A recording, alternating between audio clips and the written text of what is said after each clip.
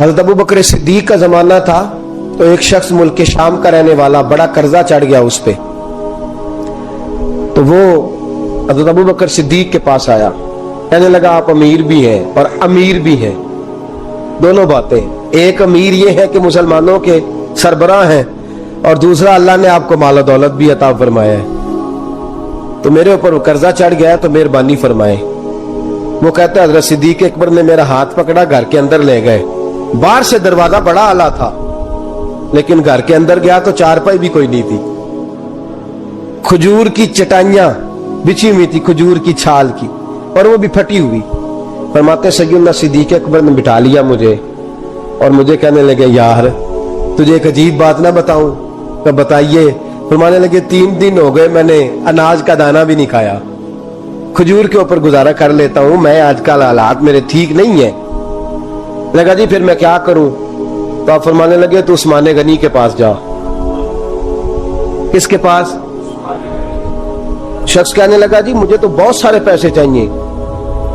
تو آپ نے فرمایا تیری سوچ وہاں ختم ہوتی ہے جہاں سے عثمان کی سخاوت شروع ہوتی ہے، تیری سوچ وہاں تو جو سوچتا ہے نا اتنے ملیں گے، تیری ختم ہوتی ہے سوچ جہاں سے عثمان کی سخاوت شروع ہوتی ہے، تو جا۔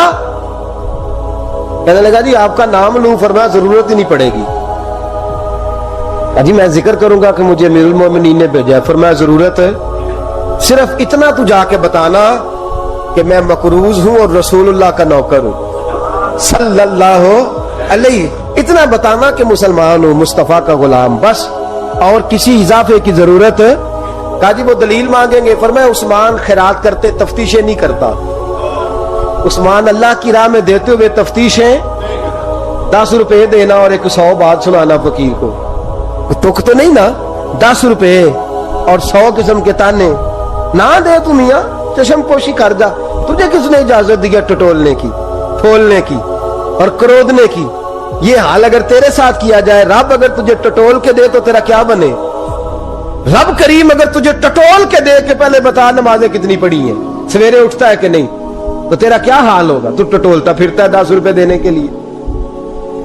حضرت عثمان غنی کی عادت نہیں، وہ شخص کہتا ہے میں چلا گیا، پوچھتا پچھاتا دروازے پہ پہنچا، دروازے پہ دستک دی تو حضرت عثمان غنی کے اندر سے بولنے کی آواز ہے، اپنے بچوں کو ڈانٹ رہے ہیں، کہتے ہیں او یار تم لوگ شہد کے اندر، دودھ کے اندر شہد ملا کے پیتے ہو، خرچہ تھوڑا کم کرو، اتنا خرچہ تم نے بڑھا دیا ہے، تم دودھ کے اندر دودھ بھی میٹھا شہد بھی میٹھا، ایک چیز کھا لو، کو بیمار ہو 2 چیزیں استعمال کرتے ہو۔ کہتے ہیں میں نے کہا ابو بکر تو بڑی باتیں بتا رہے تھے، اور اس قسم کے کئی واقعات حضرت عثمان غنی کے ساتھ ہوئے، وہ تو بڑی باتیں بتا رہے تھے، اور یہ آدمی دودھ شہد سے لڑائی کر رہا ہے اور مجھے کئی 1000 درہم چاہیے، دینار چاہیے، مجھے دے گا؟ فرماتے ہیں اب وہ ڈانٹ کے باہر آئے، میں دروازے پہ تھا، آتے ہی کہنے لگے میں آیا نا تو جب میں نے السلام علیکم کہا تو وہ سمجھ گئے میں مسلمان ہوں۔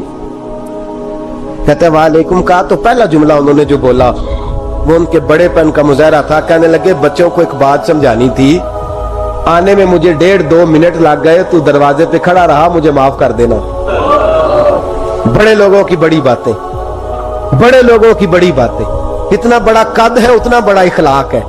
کہنے لگے تجھے ایک بات بچوں سے کرنے لگ گیا تھا، تجھے انتظار کرنا پڑا، ذرا درگزر کرنا۔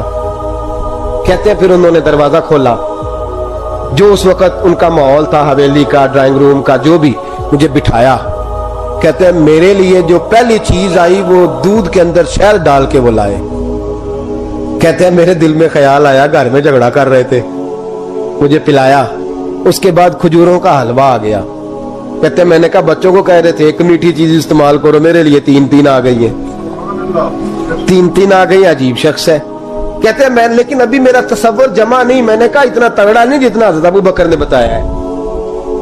کہتے ہیں کھلا پلا کے نا پھر پوچھنے لگے کیسے آئے ہو، کیسے آئے ہو؟ تو کہتے ہیں میں نے کہا کہ جناب میں مجبور ہوں، آج بہت سارے لوگ ہیں نا جن کے پاس کسی کی بات سننے کا ٹائم ہی نہیں، کہتے ہیں موٹی موٹی بات کریں، آخری۔ حضرت عثمان غنی پوری کھلا پلا کے کہنے لگے کیسے آنا ہوا؟ کہتے ہیں میں نے کہا جی میں مسلمان ہوں، ملک کے شام کے مضافات کے ایک گاؤں کا رہنے والا ہوں، कुछ कारोबारी मुश्किलात आई तो मैं मकरूज हो गया, मेरे ऊपर कर्जा है, मुझे कुछ पैसों की आदत है। फरमाने लगे, मैंने कुछ पैसे कहा, उन्होंने एक आवाज दी तो उनका गुलाम आया एक ऊंट के ऊपर लदा हुआ सामान लेके। किसके ऊपर?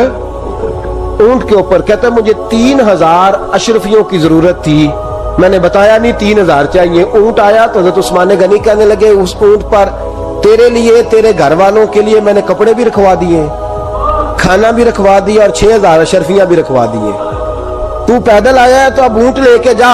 कहते मैंने कहा हुजूर ऊंट वापस कौन करने आएगा? कहने लगे वापस करने के लिए दिया ही नहीं तो तोहफा है, तू ले जा।